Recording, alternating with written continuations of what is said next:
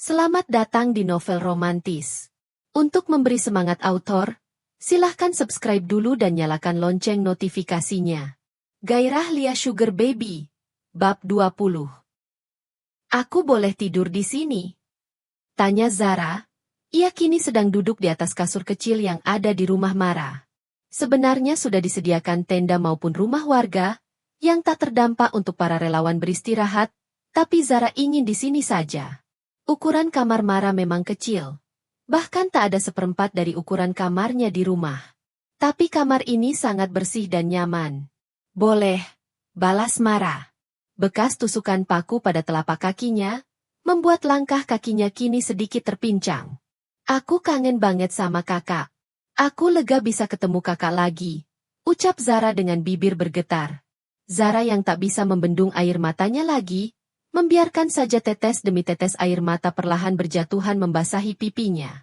Selayaknya kawan baik yang sudah lama tidak bertemu, kini keduanya kembali saling berbagi pelukan untuk mengobati rasa rindu. Setelah kepergian Mara, memang Zara merasa sangat kehilangan. Sama seperti Mara, Zara juga tak memiliki teman dekat. Dengan adanya Mara di rumah Zara, sempat merasa memiliki sahabat yang bisa dirinya andalkan tempatnya berbagi cerita. Tapi karena kelakuan papanya Zara malah kehilangan Mara. Kak, aku tahu kenapa kakak pergi, ucap Zara meregangkan pelukan mereka, kemudian mengusap kasar air mata yang sempat membasahi pipinya. Kakak lihat papa sama ciuman di sofa kan? Melihat kekagetan di wajah Mara, Zara yakin tebakannya pasti benar.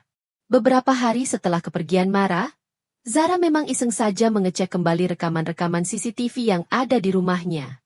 Dan tak Zara sangka, di salah satu rekaman tersebut malah menunjukkan mama juga papanya sedang asik bercumbu di sofa. Dan dari CCTV juga tampak jika Mara ada di sana, melihat apa yang keduanya perbuat. Saat itu tentu saja Zara marah besar dan juga kecewa. Kapan papanya itu bisa berubah? Kapan papanya itu bisa berhenti bermain-main dan cukup pada satu wanita? Setelahnya bahkan Zara sempat tak mau bertemu dengan papanya sendiri. Itu hak papa kamu, kakak nggak berhak marah. Kakak pergi karena emang udah waktunya kakak pergi. Kakak bukan siapa-siapa. Kakak nggak bisa selamanya tinggal di sana, ujar Mara sembari memaksakan sebuah senyuman. Aku sebenarnya mau banget kakak kembali ke rumah. Nikah sama papa aku kalau bisa. Tapi kakak berhak dapat laki-laki yang lebih baik dari papa aku, ucap Zara. Zara tak ingin egois.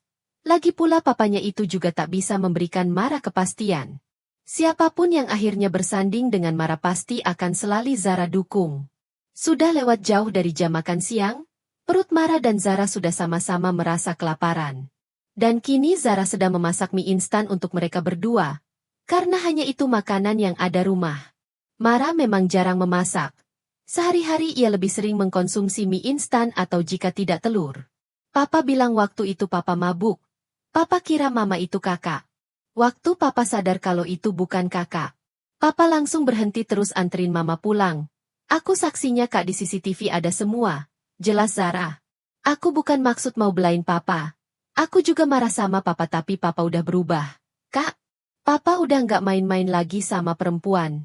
1 tahun ini papa nggak pernah deket sama perempuan manapun. Setelah pulang kerja papa sekarang lebih sering di rumah. Aku pernah diam-diam lihat papa nangis sambil pelukin baju kakak. Kayaknya papa nyesel udah sia-siain kakak, tambah Zara. Zara merasa, jika papanya mungkin saja tak bisa mendapatkan kesempatan untuk menjelaskan perihal kejadian malam itu kepada Mara. Zara yang akan membantu papanya untuk menceritakan perihal kesalahpahaman yang ada. Karena timingnya pas sekali. Tak lama setelah memergoki papa dan mamanya berciuman Mara langsung pergi. Zara tahu setelah kepergian Mara barulah papanya itu mulai menyadari perasaannya. Salah papanya yang telat menyadari perasaannya sendiri. Jika saja sejak awal papanya bisa tegas memberi Mara kepastian pasti akhirnya tidak seperti ini. Zara juga yakin sekali perasaan papanya pasti akan terbalas. Entah apa yang akan terjadi ke depannya, Zara hanya ingin sedikit meluruskan apa yang ia ketahui. Zara hanya sekedar menceritakan bukan maksud untuk memengaruhi Mara. Keputusan ada pada Mara. Meski tak pernah diucapkan. Tapi Zara yakin dengan semua perhatian yang pernah papanya berikan, mustahil sekali jika Mara tidak terbawa perasaan. Pasti Mara juga kebingungan. Sebab hubungan yang terjalin memang bukan hubungan biasa. Hubungan mereka diawali dengan niat tidak baik. Mara yang sedang menuangkan bumbu mie ke masing-masing mangkuk, hanya bisa terdiam mendengar penjelasan gadis itu.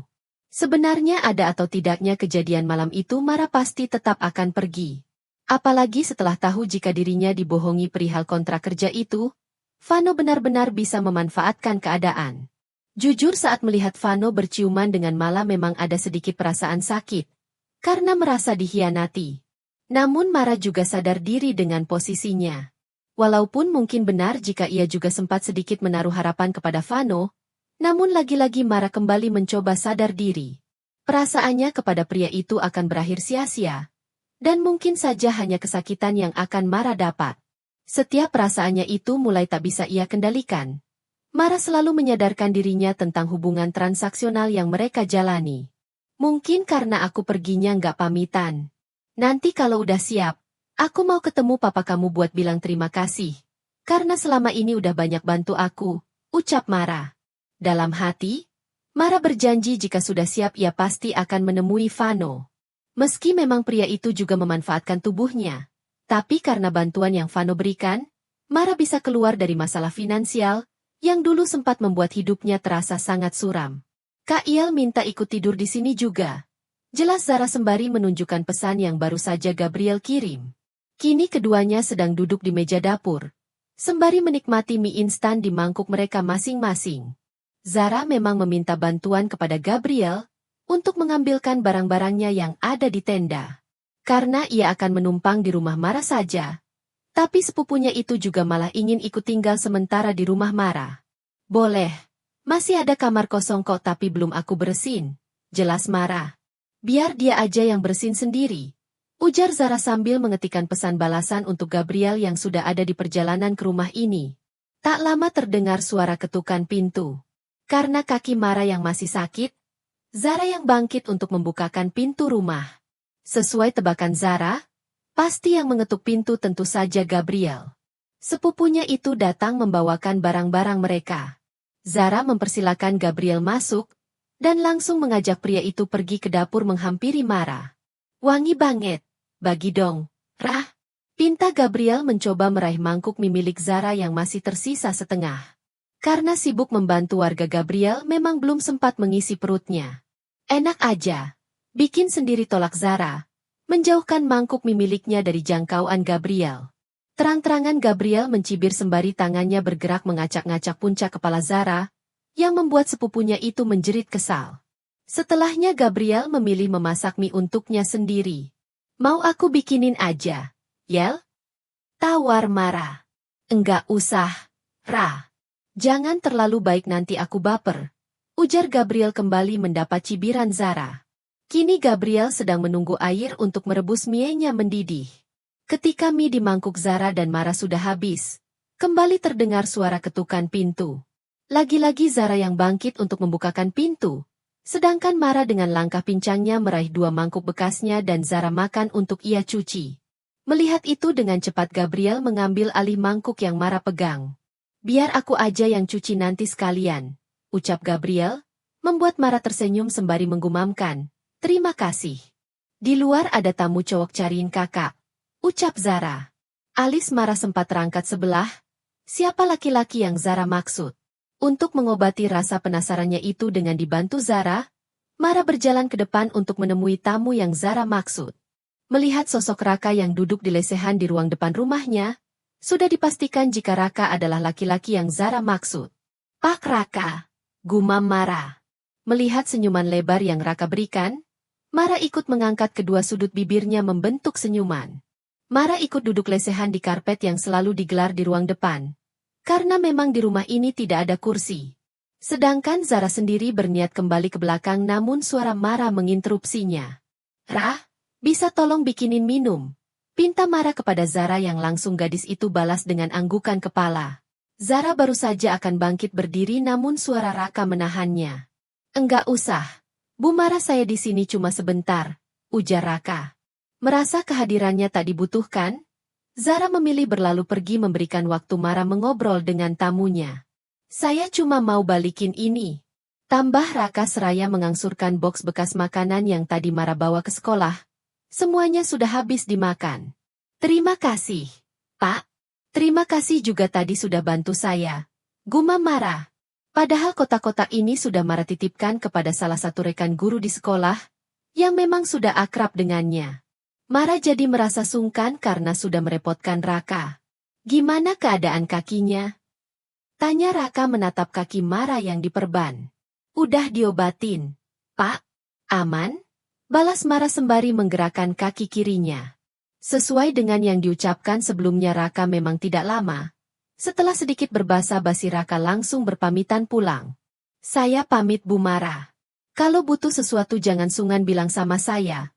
Ucap Raka yang Mara balas dengan anggukan pelan disertai senyuman tipisnya. Meski sambil tertatih Mara memaksakan diri mengantar Raka keluar. Setelah melihat pria itu berlalu pergi dengan mengendarai motornya, Mara kembali masuk ke dalam rumah. Namun, baru saja menutup pintu, Mara dikagetkan dengan Zara yang tiba-tiba sudah berdiri di sampingnya, sembari memberikan wajah menggoda.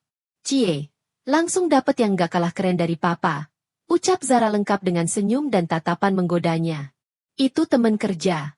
Rah, balas Mara kalem.